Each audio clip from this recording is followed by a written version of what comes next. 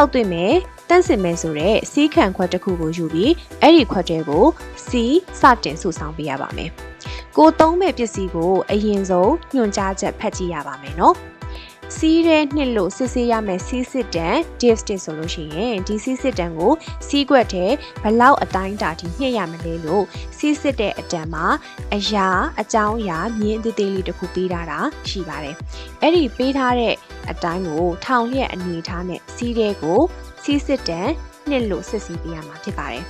ဒီစီးစစ်တန်တစ်လျှောက်စီးအရေးပြေးလာတာရှောက်လာတာကိုကမြင်ရပြီဆိုရင်စက္ကန့်ပိုင်းအတွင်းစီးစစ်တန်ရဲ့အပြည့်နီးနီးကိုစီးရောက်လာပြီဆိုရင်စီးစစ်တဲ့ခွက်ထဲကနေပြန်ထုတ်လို့ရပါပြီ